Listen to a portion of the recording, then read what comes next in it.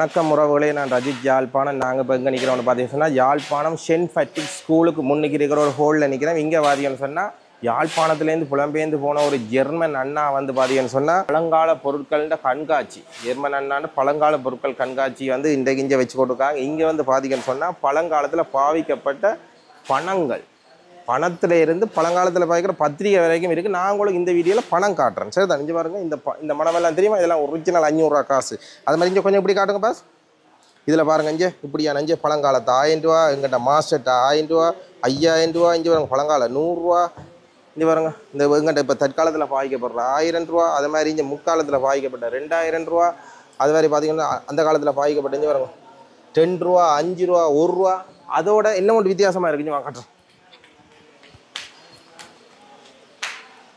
அந்த காலத்தில் பாவிக்கப்பட்ட 5%, 3%. இதில் பார்த்தீங்கன்னு சொன்னால் 5% இருக்காம். சரிதானே? இது 5%. இந்த பக்கத்தில் 3%, இந்த பக்கத்தில் 2% இருக்காம். இப்போ நாங்கள் 3%க்கு சாமான் வேணால் ஒரு பக்கத்தை கிழிச்சு கொடுத்துட்டு மற்ற பக்கத்தை கொண்டு போகிறோம். அப்படியான பேப்பர் நாணயங்கள் வரைக்குமே வந்து இங்கே வந்து காட்சிப்படுத்தி இருக்கிறாங்க. இதெல்லாம் நீங்கள் பார்த்துருக்க மாட்டீங்க. உண்மையிலேயே இந்த அண்ணாண்ட கனவு வந்து பார்த்தீங்கன்னு சொன்னால் ஒரு மியூசியம் உருவாக்குறதானா, அது வரைக்குமே வந்து இது வந்து இப்படியான டெம்பரியாக தான் வந்து காட்சிப்படுத்திக்கிறோம். அதை மாதிரி இங்கே பாருங்க, இங்கே 5 ரூபாவை, இங்கே 5 ரூபா பார்த்தீங்களா? இதெல்லாம் பெருமதியானதுகள். இதில் எல்லாமே இன்னும் கணக்கு இல்லாத பணங்கள். சரிதானே? அப்போ இந்த காணொலி தான் நான் அன்றைக்கி இதில் காட்ட போகிறேன். ஜெஃப்னாரை யூடியூப்லாம் முதல் முறை பார்த்தா லைக், ஷேர், சப்ஸ்கிரைப். அதோட மறக்காமல் உங்களோட கருத்துக்களை தெரிவிங்க. இந்தியாவில் பார்த்தீங்கன்னா பாருங்கள் நிறைய இருக்குது. இதெல்லாம் நான் அடுத்த முறை காட்டுறேன். இப்போ வந்து காட்ட போகிறது பணம் தான். Okay road. இதில் பாருங்கள், எங்கிட்ட இலங்கை காசு இருக்குது பாருங்கள். இங்கே பாருங்கள், நானே முதல் முறையாக பார்க்குறேன் பாருங்கள். 5%. இங்கே பாருங்கள் 25%. 1942ஆம் ஆண்டு அடிக்கப்பட்ட காசு இருக்குது பாருங்கள். இதில் அது மட்டும் இல்லை, இதில் வந்து இப்போ 1942ஆம் ஆண்டு அடிக்கப்பட்டதுலேருந்து 2025ஆம் ஆண்டில் நாங்கள் வாழ்ந்து கொண்டிருக்கிற காலம் வரைக்கும் இருக்குமான காசுகள் எல்லாமே வந்து இதில் வைக்கப்பட்டிருக்க பார்க்குறாங்க. இங்கே பாருங்கள், இவ்வளோ காசு இருக்காங்க. அப்போ சாமி, இங்கே இதெல்லாம் நிறைய வச்சுருக்குறாங்க. கலெக்ஷனை பாருங்கள், அவ்வளோ நிறைய இருக்குது. இங்கே இதெல்லாம் 10 ரூபா. இந்த ஒவ்வொரு தாளில் பெறுமதியே இப்போ நீங்கள் பார்த்தீங்கன்னு சொன்னால் அவ்வளோ ரூபா வரும். இங்கே 2 ரூபா பார்த்தீங்களா? இலங்கை காசு 2 ரூபா. அது மாதிரி பார்த்தீங்கன்னு சொன்னால் 5 ரூபா. இங்கே வருங்க 5 ரூபா. இதில் இருக்குது 2 ரூபா. இந்த காசுலாம் பார்த்துருக்குறீங்களோ? பார்க்க வாய்ப்பில்லை. இதில் வழியாக பாருங்க. இங்கே பாருங்க, இது வந்து 10 ரூபா, 5 ரூபா. அட நானே ஃபஸ்ட் டைமாக பார்க்குறேன். இங்கே பாருங்க 1 ரூபா இருக்குது பாருங்கள். இங்கே 1 ரூபா தாள். ஆமாடி, இதெல்லாம் இந்த பிரிண்டிங் இல்லை, எல்லாமே ரியல் மணி பாருங்கள். 1 ரூபா எல்லாம் வந்து லெமினேட் பண்ணி பாதுகாப்பாக வச்சுருக்குறாங்க. இங்கே பாருங்க 2 ரூபா. ஐயோ, எவ்வளோ காசு கிடக்கு. இல்லை, இங்கே வந்த ஒரு பிரியோசனமான ஒரு வீடியோவாக இருக்குமென்னு நான் நினைக்கிறேன். இங்கே பாருங்க, இதான் உங்களை நான் முதல்ல காட்டின மாதிரி 5%. 5%லேருந்து இருக்குது. இங்கே பாருங்க, இங்கே 10 ரூபா.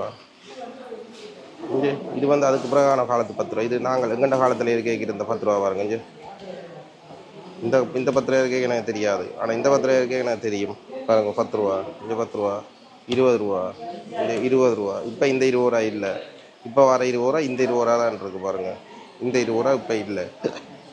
இது பாருங்க பார்த்தீங்களா? 50 ரூபா இலங்கை மணி. இங்கே 100 ரூபாண்டு எவ்வளோ பெரிய 100 ரூபாண்டு பாருங்கள். இந்த 100 ரூபாண்ட சைஸை பாருங்கள், எவ்வளோ பெருசுண்டு. அப்பாடி. இங்கே பார்த்தீங்களா? அது மாதிரி இங்கே பாருங்க, இப்போ இருக்கிற 100 ரூபா இது தான். இந்த 200 ரூபா உங்களுக்கு தெரியுமா? அவ்வளோ இது பாருங்க, இந்த 200 ரூபா உங்களுக்கு தெரியுமா? இது வந்து ஒரு ரப்பர் மாதிரி இருக்கும் பாருங்கள். இந்த 200 இதுக்குள்ள எவ்வளோ கிடக்குன்னு பாருங்கள். இங்கே சும்மா எடுத்து பார்க்கக்கூடிய மாதிரி இருக்குது. இங்கே பாருங்க, இதான இந்த உண்மையான 200 ரூபா புது தாளாக இருக்குது. இங்கே இதுக்குள்ள பாருங்கள் எவ்வளோ காசு கிடக்கு. இங்கே பாருங்க, இதை கண்டு 500 ரூபா இருக்குது. இங்கே 10 ரூபா, இங்கே 500 ரூபா. இந்த 500 ரூபாலாம் இப்போ இல்லை. இங்கே பாருங்க, இந்த 500 ரூபா இருக்குது இப்போ. 100 ரூபா, 20 ரூபா, 5 ரூபா. இதெல்லாம் இப்போ இருக்கிற 1000 ரூபா தான் பாருங்கள். இப்போ 2025ஆம் ஆண்டில் பாய்க்கிற 1000 இந்த 1000 நிறைய வச்சுருக்காங்களப்பா. எலெக்ஷன் அப்படி கிடையாது. இங்கே 2000 ரூபா தான் இருக்கு. இங்கே வா, ஆனால் இங்கே பாருங்க, எல்லாம் கையால் எடுத்து பார்க்கக்கூடிய மாதிரி. இங்கே இந்த 2000 ரூபா பார்த்துருக்குறீங்களா? இங்கே பாருங்க, இதெல்லாம் ரியல் காசு. சரியா? இங்கே பாருங்க, இதெல்லாம் முன்னால பெட்டியா காசு தெரியுமா? இந்த 2000 ரூபாண்டா ஒரு பேசுக்க வைக்காத அளவுக்கு இருக்குது இந்த காசு. ஆனால் இப்போ இதெல்லாம் இல்லை, இதை திருப்பி பேங்க் எடுத்துட்டு பார்த்தீங்களா? இங்கே இந்த போஸ்டல் கார்ட்லேயே வந்து பார்த்தீங்கன்னு சொன்னால் இந்த ஒரு மணி வெளியிடைக்குள்ளே கொடுக்குற இந்த கார்டு. இங்கே பாருங்க, இதுக்குள்ளே இருக்குது பாருங்க 1000. பார்த்தீங்களா? இந்த மத்திய வங்கியால் ஒரு கார்டு வெளியிடைக்கெல்லாம் அந்த ஒரு இதுக்குள்ள வச்சு கொடுப்பாங்க. அது மாதிரி இது பாருங்க, பவுண்ட் 5 பவுண்ட் இருக்குது பாருங்க. லண்டன் மணி 5 பவுண்ட் இருக்குது. சரியா? அது மாதிரி $1 இருக்குது. இது $1 பாருங்க. இது பாருங்க, என்ன தீப்பெட்டியா? இது தீப்பெட்டியை பாருங்க. இதெல்லாம் வெளிநாட்டு மணி. இதெல்லாம் வெளிநாட்டு மணி இருக்குது. இதில் இது என்னது? 10,000 ரூபா. எந்த நாடு?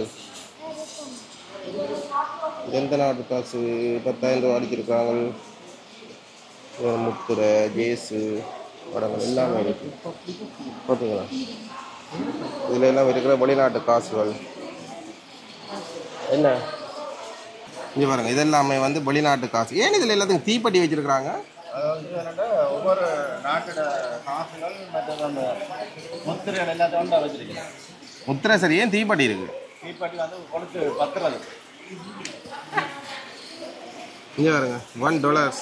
இந்த இதான் இப்போ அமெரிக்கன் புழக்கத்தில் இருக்கிற $1. பார்த்தீங்களா? அப்பாடி. இங்கே பாருங்க, இஞ்சி பாருங்க, இஞ்சி பாருங்க, இஞ்சால பாருங்க. இங்கண்ட பழங்காலத்து மணிகளை பாருங்கள். இது என்ன? இது நாணயம். இதோ கம்பி நாணயம். இதுதான் முதலாவது நாணயம். அப்படியோ? இதுதான் நாணயம் வந்தது. அதுக்கு பிறகு இந்த நாணயம். அதுக்கு பிறகு இப்படி நாணயங்கள் வளர்ச்சி.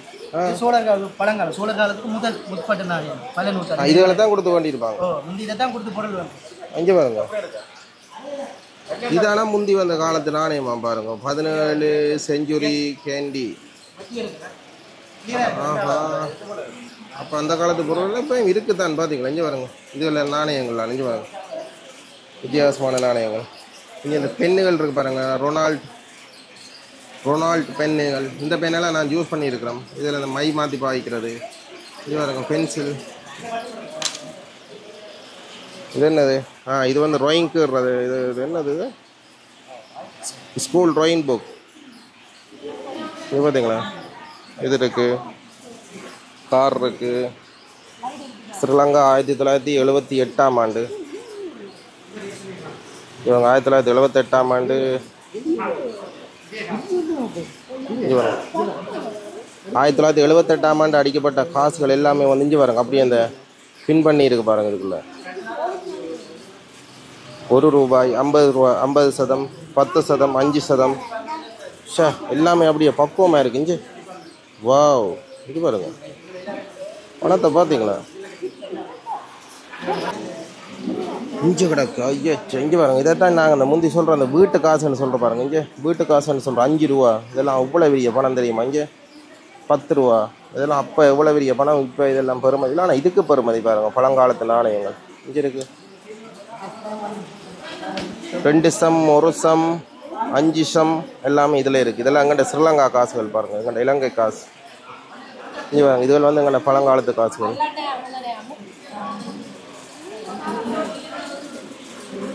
இங்கே பாருங்க, ₹1000 இருக்குது. இங்கே ₹1000, ₹500, ₹100. இதெல்லாமே வந்து புழக்கத்தில் இல்லாத நாணயங்கள் வந்து அந்த ஞாபகத்துக்காக அடிப்பாங்க பாருங்கள். 1000, 500, 100 அப்படியான குத்தி காசுகள் எல்லாம் இருக்கு பாருங்க. இங்கே இதுகளில் இருக்குது பாருங்க. பார்த்தீங்களா? இது என்னது? இது வந்து 150வது வருடத்துக்கு அடித்த ஒரு நாணயமாக பாருங்க. ஒரு ஞாபகார்த்தமாக அடித்தது. இப்படி பார்த்தீங்களா? இதெல்லாம் இருக்குது. என்ன, தயவு செய்து எதையும் தொடாதீர்கள், பார்வையிட மாத்திரமே. ஆனால் நாங்கள் எல்லாத்தையும் தொட்டு தான் பார்க்குறோம் பாருங்க. அதை கூட தொட்டு தான் பார்க்குறோம். இது பார்த்தீங்களா? இது என்ன? சென்ட்ரல் பேங்க் ஆஃப் சிலோன் 1971ஆம் ஆண்டு. உண்மையில் இங்கே வந்ததுக்கு எனக்கு பிரியோசனம் மட்டும் தான் சொல்லுவேன் பாருங்க. ஏன்னு சொன்னால் இப்படியான நாணயங்கள் நான் பார்த்ததில்லை. இது பாருங்க, இவ்வளோ நாணயங்கள் இருக்கு பாருங்க. பார்த்தீங்களா? இந்த ஹோல் பூராவே இருக்குது பாருங்க. இந்த ஹோல் பூராவே ஒவ்வொரு விஷயங்கள் வந்து இங்கே வைக்கப்பட்டிருக்கு. எல்லாத்தையும் நான் உங்களுக்கு காட்டுறேன். முக்கியமாக இந்த பணத்தை தான் காட்டணும்னு காட்டியிருக்கேன் பாருங்க. சரியா? இங்கே பாருங்க, இந்த காசு பார்த்துருக்குறீங்களா? மகிந்த ராஜபக்சன்ற காசு. இதெல்லாமே வந்து இப்போ பேன் பண்ணிட்டாங்க. இப்போ இல்லை, வங்கியை திருப்ப தங்களுடைய காசுகள் எல்லாம் பெற்றுக்கொண்டுட்டுது. இதெல்லாம் ரியல் காசு. இது ஒன்றும் வந்து ஃப்ரெண்ட் இல்லை, எல்லாமே ரியல் மணி. இங்கே பாருங்க, இதுக்கெல்லாம் எடுத்து பார்க்கக்கூடிய மாதிரி எல்லா செட்டப்லாம் வச்சுருக்காங்க. இங்கே பார்த்தீங்களா? இது அந்த யுத்தம் முடிஞ்ச கையோட அவர் தன் படத்தை போட்டு அடித்தவர். இந்த கோமாளி படத்தை போட்டு தானே பெரிய ஆள் மாதிரி காட்டி கொண்டு அடித்த காசுகள் இங்கே வராங்க. இப்போ புழக்கத்தில் இருக்கிற 5000, இப்போ புழக்கத்தில் இருக்கிற 1000 இந்த காசு. இதை பாருங்கள், 70வது சுதந்திர தினத்துக்கு அடிக்கப்பட்டிருக்கு. 70வது சுதந்திர தினத்துக்கு அடிக்கப்பட்டீங்க 1000 ரூபா காசு. இப்படி என்ன எல்லாமே நிறைய கிடக்கு பார்த்தீங்களா. இங்கே பாருங்க, இந்த காசை பாருங்கள். இங்கே பாருங்க, இந்த ஒரு 1000 ரூபா தாழ்ந்த பெறுமதி இப்போ வந்து பார்த்தீங்கன்னு சொன்னால் குறைஞ்சது 10,000 ரூபா வரும். இங்கே பாருங்க, 1987ஆம் ஆண்டு அடிக்கப்பட்ட காசு பார்த்தீங்களா. எப்படி இருக்கு பாருங்க. இதுக்குள்ளேயே நிறைய காசு இருக்குது. ஒன்றுக்குள்ளேயே 1 2 3 4 5 ஒரு 10,000 10,000 ரூபா இதில் இருக்குது. இதுதான்ப்பா இந்த சந்தை பெறுமதி வந்து கூட. இப்போ பணம் இது இப்போ 500 ரூபாண்டா, இது 500 ரூபா தான் மக்களே. ஆனால் இது இந்த காசு இருக்கு பாருங்கள், இது பழங்கால காசு. 500 ரூபாண்டா இதுக்கு வந்து இப்போ பல ஆயிரங்கள் போகும். இது பாருங்க, 200 ரூபா. இங்கே இப்படி 200 ரூபா நான் கையில் தொட்டே இப்போ வருஷ கணக்காக போச்சு. இங்கே பார்த்தீங்களா. அப்படியே வச்சிருவோம். ஏன்னா சிசிடிவியில் இருக்குது. ஒரு தடவை வந்து எடுத்துக்கிட்டு போயிடாதீங்க.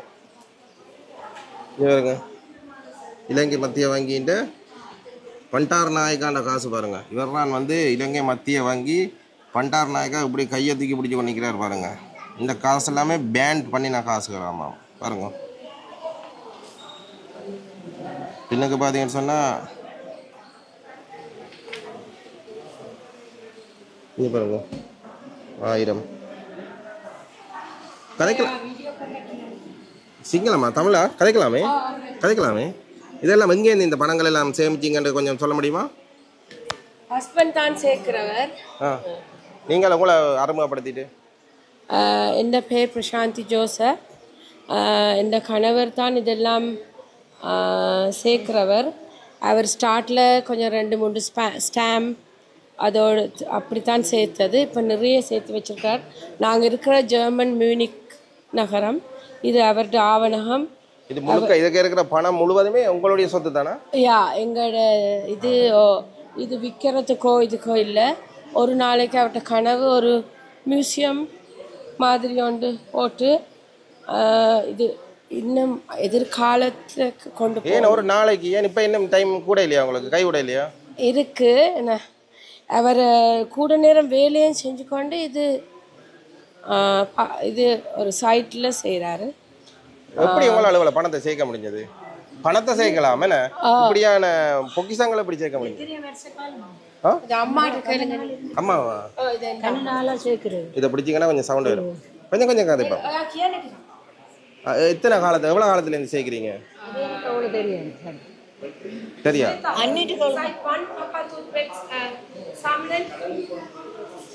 வேற என்ன இருக்கு இங்க சொல்லுங்க. 60th எக்ஸிபிஷன் அவர்கிட்ட ஸ்கூல் முன்னுக்கு சென்ட் பேட்ரிக்ஸ் காலேஜ். இது ஒரு பெரிய ஒரு கடவுளோட ஒரு வரம்பன்னு சொல்லலாம்.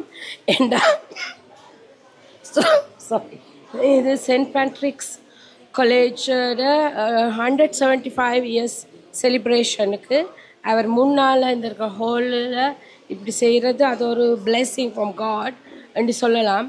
அவர் தனி ஒரு ஆள் இவ்வளோத்து சேர்த்து இது ஒரு எங்கள்கிட்ட இருக்குது 5 விதம் பண்ணி சொல்லலாம். எங்கள்கிட்ட பணம் மட்டும் இதில் இருக்க முழு பொருளுமே உங்களுடைய? இது எல்லாமே எங்களுடைய ஹஸ்பண்டை தான். ஒரு நாளைக்கு மகள் அது எங்கே அவர் ஒரு அவசரமாக பள்ளியாடு போன இவ்வளோ நேரம் இதில் தான் இருந்தவர். இந்த பணம் இல்லாத இது முடிய என்ன செஞ்சு எப்படி இதை பாதுகாக்கிறீங்க நீங்கள்? அது நாங்கள் ரகசியமா? இல்லை, ரகசியம் இல்லை. நாங்கள் இதான் ரெஜிஸ்டர் பண்ணி தான் இருக்கிறோம். இதெல்லாம் இதுகள் எல்லாத்தையும் நீங்கள் பிறகு உங்களுடைய இதில் வச்சிருவீங்க. என்ன மியூசியம் இல்லை உங்கள்கிட்ட? இன்னும் எங்களும் இல்லை. அதுதான் எங்களோட கனவு. ஒரு நாளைக்கு சின்ன விஷயம் தானே, அரசாங்கத்துடன் சேர்ந்து லோக்கல் கவர்மெண்ட் சேர்ந்து செய்ய வேண்டியானே. அதுதானே. இப்போ இவ்வளோ பொக்கிஷம் இருக்கு. நான் இப்படி ஒரு பொக்கிஷம் நான் ஒரு டைம் பார்க்கல. அதுதான் எல்லாரும் சொல்கிறது. அவர் இந்த இவர்கிட்ட கேட்டிங்கன்னா நிறைய எக்ஸ்பிளைன் பண்ணுவான். அவன் செஞ்சவன். இது அவர்கிட்ட ஒரு ஜெர்மன்லேருந்து தான் வந்திருக்கிறீங்க. ஜெர்மன் மியூனிக் நகரம் தான் நாங்கள் இருக்கிறோம். அங்கே 50th அவர்கிட்ட 50th பர்த்டேக்கு 50th எக்ஸிபிஷன் நடந்தது. இந்த வெளிநாட்டு போனோன்னா எங்களை மறந்துடுவாங்க. ஆனால் நீங்கள் இவ்வளோ அதுவும் வந்து எங்களுடைய பழங்கால பொக்கிஷம் சொல்லி இது நீங்கள் கொஞ்சம் எக்ஸ்பிளைன் பண்ணுறீங்களா? இங்கே இருக்கிற கலெக்ஷன் ஒரு 10% மட்டும்தான். அவர் ஜெர்மனியில் மிச்சம் 80% அங்கே கலெக்ட் பண்ணி வச்சிருக்கிறார். இங்கே கொண்டு வர இல்லாததால் எல்லாத்தையும் கொண்டு வரையில 10% இந்தியாவில் இருக்குது. அவருக்கு ஒரு பேஷன், அதாவது வந்து அதீத ஆர்வம். அவர்கிட்ட உயிருக்கு மேலான நேசிக்கிற ஒரு கலெக்ஷன்ஸ் தான் இந்த கலெக்ஷன்ஸ். அவர் தன் சொந்த உழைப்பு ஒரு நாளைக்கு 17-18 மணித்தியாலம் வேலை செய்வாராம். அந்த தன் வேலையோடு செய்து கொண்டு இந்த வேலைகளும் செய்து உழைக்கிற காசுல தான் தான் வேண்டினது எல்லாம் என்று சொல்லி சொன்னேன். உண்மையில தான் என்னன்னு சொன்னால் இங்கே ஒரு 10 ரூபாண்டா நான் மற்ற இடங்களில் பார்த்துருக்குறேன். இப்போ பழங்கால 10 ரூபாண்டா 1 2 அப்படி தான் இருக்கும். இங்கே பார்த்தீங்கன்னா பாருங்கள் இந்த டேபிள் பூராவே 10 ரூபா தான் இருக்குது பாருங்கள். இதெல்லாம் வந்து பெருமதியானதுங்க. இதெல்லாம் வந்து 10 ரூபாண்டா இப்போ 10 ரூபா இல்லை. இது வந்து இப்போ குறைஞ்சது 500 ரூபா பெருமதி வரும் என்ன. ஆனால் பெருமதியை விட இது இந்த பலு தான் கூட. கை காட்டுற இந்த காசு வந்து பேன் பண்ணின காசு. இந்த கையை காட்டி கொண்டிருக்கிற இந்த SWRD பாண்டான கட்சியிட சின்னமும் கை. அப்ப இந்த கையை காட்டுறதால இது உடனே சென்ட்ரல் பேங்க் பேன் பண்ணிட்டு.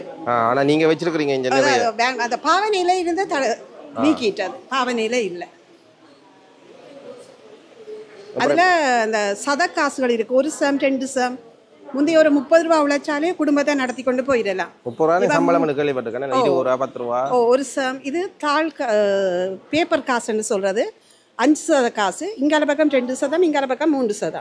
கடையில கொண்டு போய் சாமான் வேண்டியக்குள்ள 2% பெருமதியான சாமான் வேண்டினா 2% எடுத்து போட்டு இந்த 3% கிழிச்சு போட்டு கொடுப்பாங்க. கிழிச்சு கொடுக்குறது. கிழிச்சு கொடுத்தா இந்த 3% கொண்டு போய் திருப்பி வேற இடத்துல சாமான் வேண்டலாம். இது வந்து 5% தான் எழுதி இருக்கு. இதுல 5%, இங்கால பக்கம் இருக்கிற 2%, இங்கால பக்கம் இருக்கிற இதுல போட்டுருக்கு 3%. இத கிழிச்சு போட்டு பாவிக்கிறது. 5% மணி அப்படியே கொடுத்துட்டு போலாம். இது பேப்பர் காஸ்ட்னு சொல்றது. இந்த தாள் காசுகள் வேற. முதல்ல இதுல பாத்தீங்கன்னா தெரியுமா 1942 அந்த காலங்கள்ல. இதுங்க 25%. 25%. இது உண்மையா எனக்கு இங்கே தான் இந்த இப்படியான இந்த பணம் எல்லாம் நான் இங்கே தான் பார்த்துருக்கேன். வேறாங்க வேற வேங்கண்டிய வெள்ளக்கார டென்ஷன் 10%. கவர்மெண்ட் ஆஃபீஸ் சிலவன் இருக்கா. நான் வெள்ளக்கார படம் போட்டிருக்கோம். அவங்களோட ஆட்சியில் இருந்த பிரிட்டிஷ் ஆட்சியில் நாங்கள் இருந்தது தானே அந்த காலத்தில் வெளியிருந்த காசு. ரைட். அந்த காலத்து காசும் இருக்குது. இங்கே பாருங்க. இது வெளியில் வந்து கிடக்கு பேப்பர் 10% நாணயம். இதுக்குள்ளே வைக்கணும். சாரி, கொஞ்சம் பாதுகாப்பு இல்லாத மாதிரி கிடக்கு எனக்குன்னு சொன்னால். இல்லாமல் அப்படி வெளியில் கிடக்குது. ஏன்னா ஒரு 3 நாளுக்கு அவசரமாக அரேஞ்ச் பண்ணினது தானே. ரைட். இதுகளை பற்றி கொஞ்சம் சொல்லுங்க. இந்த புக்குகள் என்ன ஒரு கொஞ்சம் பாரம்பரிய புக்குகள். இது பழைய அகராதி, தமிழ் அகராதி. தமிழ் அகராதி. ரைட். தமிழ் சொல்லகராதி. சொல்லகராதி என்று இருக்கு. 3ஆம் பாகம். இதுல 3 பாகம் இருக்கு. ரைட்டுங்க. இது மெட்டாக்கள் இங்க இந்த டிக்ஷனரின்னு சொல்றது. டிக்ஷனரி என்று சொல்ல தமிழ் அகராதி என்று தமிழ்ல சொல்றது. வெற்றிச்செல்லியக்கான கதையும் வச்சிருக்கீங்க. ரைட். வேற முன்னாள் போராளி. வேற என்ன இருக்கு? இதுல வித்தியாசமான ஒரு பழங்கால புக்கண்டா என்னங்க இருக்கு? இதுல இந்த புத்தகம் ஒன்று இருக்கு. இது வந்து மகாபாரதம். இத எடுத்த இடத்துல மகாபாரத புத்தகம், பழங்கால புத்தகம். இப்பதான் இதை கூட இன்னும் கட்ட அடிச்சிருக்காங்க. இந்த ஒற்றையை தொடவேன்னு சொல்ற பஞ்சு மாதிரி இருக்கு. ஒரு போட்டோ எடுக்கிறோம். மகாபாரத புத்தகம் இருக்கு பாருங்க. இதுகளெல்லாம் எப்படி அங்கே கலெக்ட் பண்ணீங்க? இந்த இவ்வளோ குத்து விளக்கு வச்சிருக்கீங்க பாருங்க. இதுக்கெல்லாம் ஒரு பேர்கள் இருந்திருக்குமே அந்த காலங்கள். இங்கே பாருங்க, இதெல்லாம் வித்தியாசமா இருக்கு. அவருக்கு தான் அந்த பேர். சரியா. இதெல்லாம் ஒரு இடங்கள்லேருந்து கலெக்ட் பண்ணப்பட்டது. சேவல் தலைப்பு போட்ட குத்து விளக்கு இருக்கு. மற்றது வேற இங்கே பாருங்க, மயில், சேவல். இந்த இதுக்கு என்ன பேர் சொல்லுவாங்க? என்ன சேவல் தானே, கொண்ட சேவலா? இது வந்து இந்த பேர்ல வேற என்ன வித்தியாசமான வேற என்ன இருக்கு? நீங்களா யாரீங்க? நான் இந்த செகண்ட் கசின் அவர். கசின். Right right. இப்போ இதில் இருக்கிற புத்தகங்களையும் நீங்கள் வந்து சேமித்து வச்சிருக்கீங்க. நான் இது யாழ்ப்பாணம் தான். ரைட். மேடம் பெரிக்ஸ் ரோட் பக்கத்துல. வேற என்ன பொருள் எல்லாம் இருக்குது இங்க? ஃபர்ஸ்ட் டே கவ முதல் நாள் நூத்திர வெளியிடைக்குள்ள முதல் நாள் உரை என்று சொல்லி வெளியிடுவாங்க. அதோட காசு கொடுத்து போஸ்ட் ஆஃபீஸில் வேண்டலாம். வேண்டி இதை ஒரு கலெக்ஷனாகவே செய்யலாம். முதல் நாள் உரைகள் தான் இதில் இருக்கிறது. இப்போ நாங்களும் போனால் போஸ்ட் ஆஃபீஸில் தருவாங்களோ? நீங்கள் காசு கொடுத்து வேண்டலாம். இப்போ பேட்ரிக்ஸ் காலேஜ் 150வது ஆண்டு விழா செய்தவை 175. அவையில 150வது ஆண்டு நேரம் இந்த தபால் தலை வெளியிட இந்த பேட்ரிக்ஸ் காலேஜில் படம் போட்ட முத்திரையும் தபால் தலையும் வெளியிடும். அப்போ அது கேட்க 350 பெறுமதியான முத்திரை. இது ஃபாதர் லாங் என்று சொல்லி பேட்ரிக்ஸ் காலேஜில் ரெக்டராக இருந்தவர். ஜெஃப்னா லைப்ரரி கட்டுறதுக்கு முழு இதாக இருந்தவர் இவர் தான். அவர்கிட்ட உருவச்சில ஜெஃப்னா லைப்ரரியில இருக்கு. அந்த காட்டடைக்குள்ள இருந்தவர்ன்றது அது ஃபாதர் டேவி. இது முதல் யாழ்ப்பாண நூலகம் அமைக்கைக்குள்ள செய்த ஃபாதர். அவர்கிட்ட உருவச்சிலே அங்கே இருக்கு. சரி, அவரெல்லாம் பார்க்குறது எங்களுக்கு உண்மையிலே ஒரு சந்தோஷமா இருக்கு. இது என்ன காடுங்க? இது இந்தியன் சாரி சௌமியமூர்த்தி தொண்டமான் எங்களுடைய மலையகம் முதல் நாள் உரை மலைய தலைவர் கிட்டத்தட்ட இந்திய கொடி மாதிரி தான் இருக்கு. வேற என்ன வித்தியாசமான இருக்கு? இது ஒரு முக்கியமானது. இது வந்து புத்த ஜெயந்திக்கு வெளியிட்டது இந்த வருஷ காலத்தில் 2500ஆம் ஆண்டு முன்னிட்டு. உண்மையில் நல்ல ஒரு பொக்கிஷமாக இருக்கு. ஆனால் இதை வந்து இன்றைக்கு ஒரு 3 நாளைக்கு செஞ்சுட்டு திருப்பி இதை கொண்டு போய் பொக்கிஷப்படுத்தாமைக்கு இதை வந்து ஒரு இதை சொல்ல மாதிரி ஒரு மியூசியமாக ஆக்கி அவருக்கு அதான் ஒரு ஆசை. மியூசியம் ஒன்று செய்து அதுக்கு இடம் தேவை. மியூசியமாக இதை போடுறதுக்கு அவருக்கு நிறைய ஆசை இருக்குது. அதை எதிர்பார்ப்பாகவும் இருக்குது. கண்டிப்பாக எதிர்கால கனவிலே உண்டு. அதை இப்படியான விஷயங்களை செய்யல வந்து எங்களோட பொதுமக்களே நிறைய உதவிகள் செய்வாங்களே. இப்பயே சில ஃபாதர்ஸ் தங்கிட்ட இருக்கிற பெருமதியான காயின்ஸ் கொண்டு கொடுத்தவைகள் இலங்கை நாணயங்கள், அதே மாதிரி புத்தகங்களும் கொண்டு கொடுத்திருக்கணும்.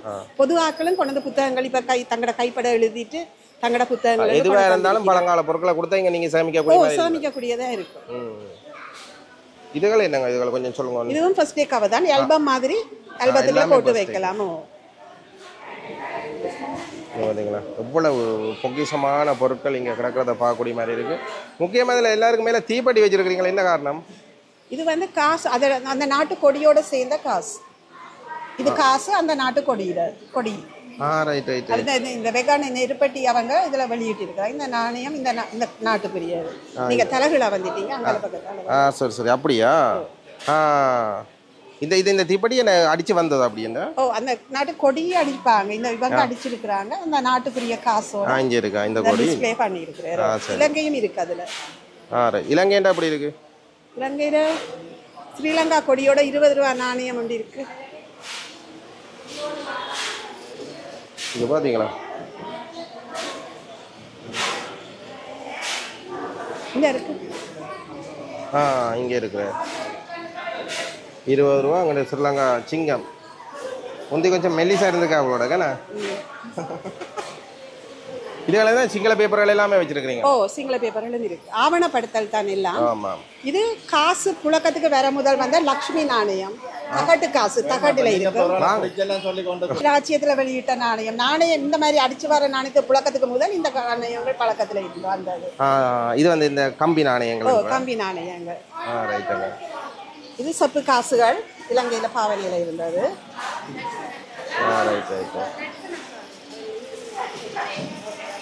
இங்கால பக்கம் வந்தீங்கன்னா அந்த பக்கம் யாழ்ப்பாணம். அந்த கால அரசர்கள் காலத்துல பணத்துல பாவிச்ச காசு.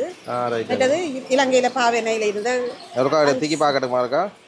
எடுத்தா பிறகு வைக்கிற கஷ்டமா. சின்ன சின்ன நாணயங்கள். ரைட்டுங்க. ஆனா இந்த முக்கியமா எனக்கு இந்த நாணயம் எல்லாம் தெரியும். இந்த வீட்டு காசு 1% 2%. அது அந்த காலத்துல இதெல்லாம் சரியான பெருமதி. 1% 2% எல்லாம் பெருமதி. இது ஞாபகமா வெளியிடுற காசுகள் 1000 ரூபா குத்தி. அதுல எழுதி இருக்கு என்னத்தோட முக்கியத்துக்காக வெளியிட்டு. இது கண்டியில வெளியிட்ட. இது இந்த சட்டியா அந்த இந்த இதுக்கும் அவர் நினைவா வெளியிட்ட.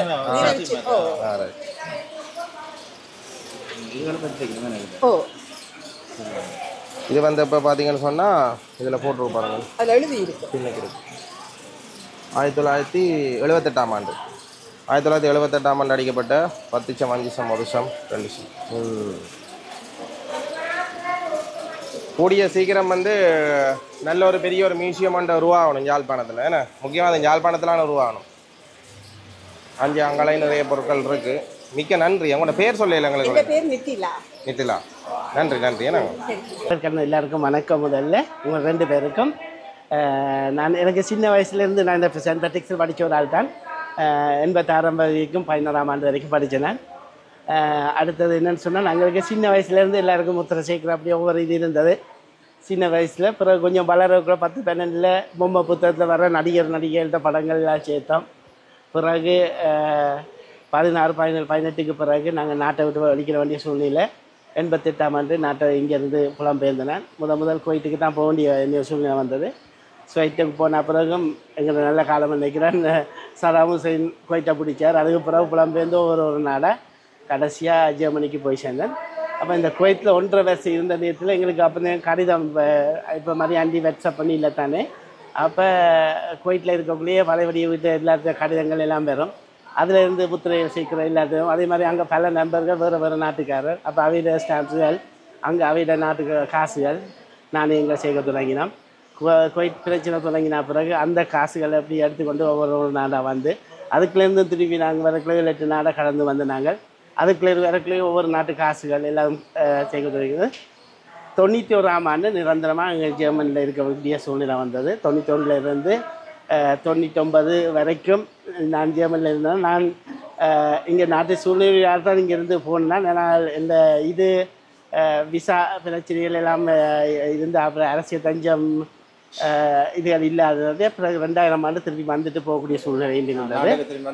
வந்துட்டு திருப்பி போனேன்.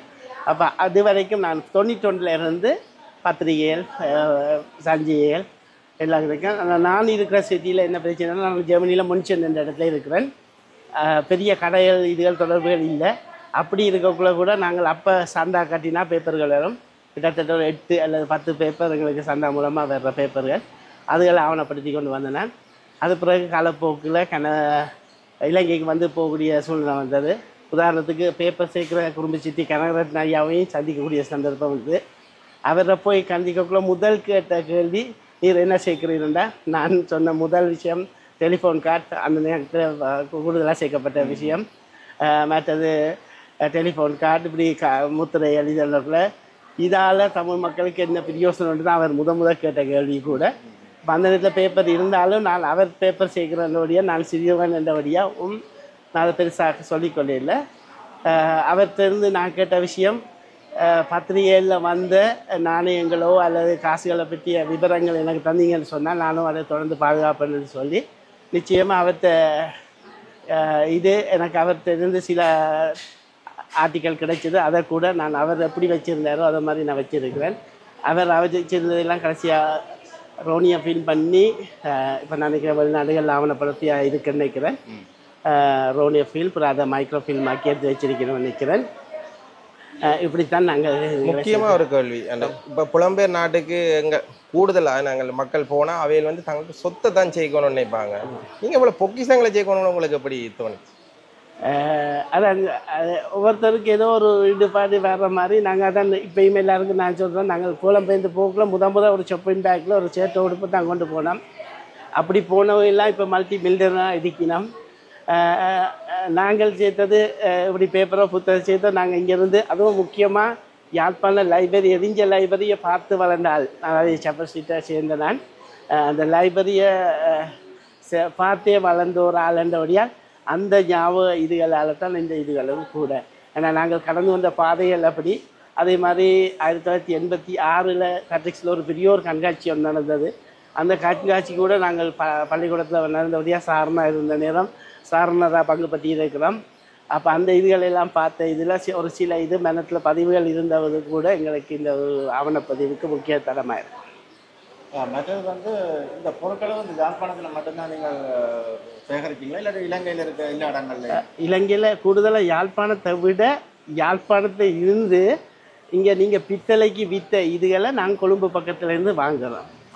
என்னன்னு சொன்னால் இங்கே நீங்கள் புதுமையை தேடுறியல் பழமையாக வீசுறியல் அல்லது ஆன்டிக் அந்த மாதிரி குறைஞ்ச விலைக்கு விற்கிறீங்க.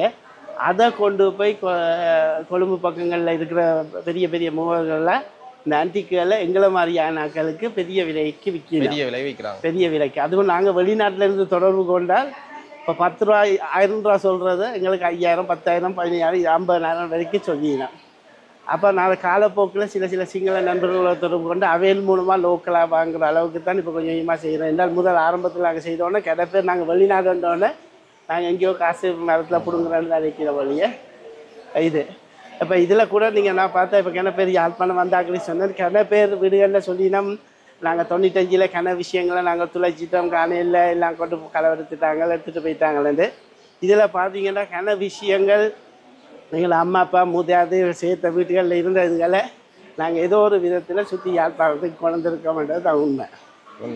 இது ஒரு ஆள்கிட்ட இதே முயற்சியாக இருந்தாலும் இது நான் இவ்வளோ தூரம் வந்து செய்து காட்டுறதுக்கு காரணம் இதை மாதிரி ஒரு 10 பேர் செய்தால் இது அடுத்தடுத்த சந்ததிக்கு இன்னும் கூட போகக்கூடிய இதாக இருக்கும்ன்றது தான்.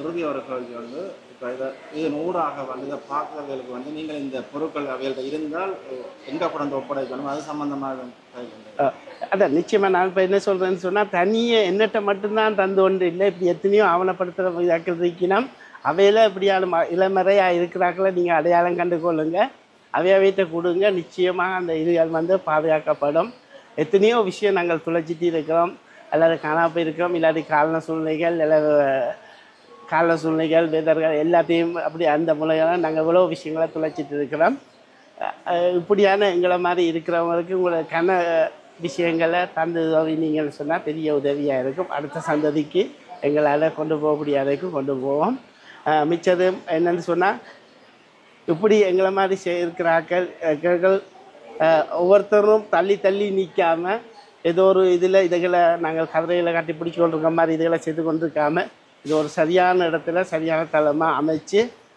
பாதுகாக்கணுன்றது தான் எந்த ஒரு ஆர்வம் அது எந்த அளவு தூரத்துக்கு சாத்தியம்னு தெரியலை பாப்பா முயற்சி செய்வோம் சரி ரொம்ப நன்றி அண்ணா இது இந்த முயற்சியில் வந்து நீங்களும் உங்களோட குடும்பமும் நிறைய உழைச்சிருக்கிறீர்கள் எங்கள் சார்பாக ரொம்ப ரொம்ப நன்றி ஓகே நன்றி உங்களோட இவ்வளோ நேரம் மெனக்கெட்டுக்குற நேரம் மெனக்கெட்டு இதை எடுக்கிறதுக்கு வந்ததுக்கு மிக்க நன்றி முக்கியமாக என்ன ஒரு கேள்விங்க என்னென்னு சொன்னால் இப்போ நான் அதில் கதைக்கும் போது உங்களுடைய கனவு வந்து ஒரு மியூசியம் உருவாக்கணும்ன்றாங்க அதுக்கான நடவடிக்கையில் இவ்வளோ தூரம் ஈடுபட்டிருக்கிறீங்க ஏன்னா இது வரைக்கும் நான் 60 கண்காட்சியை செய்திருக்கிறேன் 60 கண்காட்சியை என்று சொல்லக்குள்ள ஒரு பெரிய ஒரு முதலீடு தான்